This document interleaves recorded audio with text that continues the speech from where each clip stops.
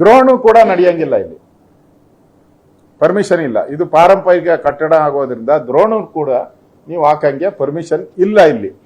ಆ ದ್ರೋಣ್ಗೆ ನೀವೇನ ಮಾಡೋದಾದ್ರೆ ನೀವೇ ವ್ಯವಸ್ಥೆ ಮಾಡಬೇಕಾಗ್ತದೆ ಸರ್ ಸರ್ಕಾರದಿಂದ. ಅದಕ್ಕೆ ಏನ್ ವ್ಯವಸ್ಥೆ ಅಂತ ನಾವು ಕೇಳಿದ್ದಾರೆ. ಹಾ,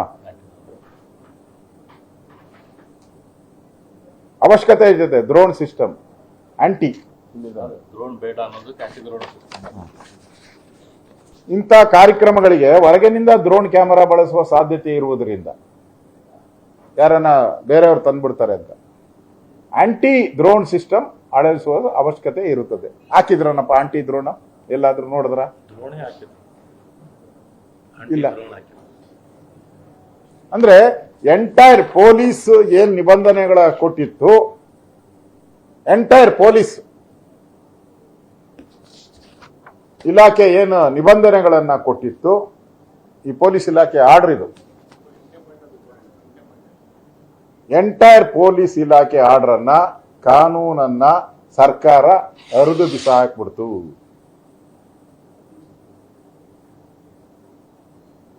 ಹರಿದು ಬಿಸಾಕ್ಬಿಡ್ತು, ಕಸದ ಬುಟ್ಟಿ ಎಂಟೈರ್.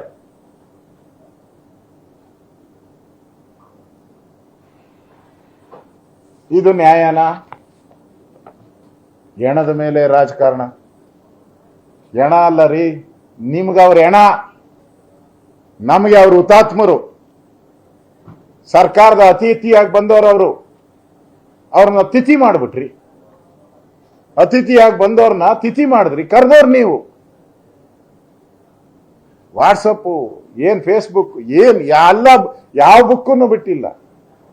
ಕೊನೆಗೆ ಆ ವಿದ್ಯಾರ್ಥಿಗಳು ಓದ್ತಾ ಇದ್ದಂತ ಬುಕ್ನೇ ಸುಟ್ಟಾಕ್ಬಿಟ್ರು.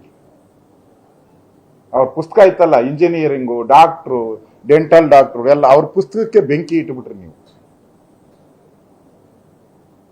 ಇದಕ್ಕೆ ರಾಜಕಾರಣ ಮಾಡ್ತೀವಿ ನಾವು, ಬೇರೆ ಅದಕ್ಕೆ ರಾಜಕಾರಣ ಮಾಡಲ್ಲ. ಸಾವಿನ ಮೇಲೆ ರಾಜಕಾರಣ ಮಾಡಲ್ಲ. ಆದ್ರೆ ಇಲ್ಲಿ ಆಗಿರೋ ಅಂತ ಆ ನೋವಿಗೆ ನಾವು ರಾಜಕಾರಣವನ್ನ ನಾವು ಮಾಡ್ತೀವಿ.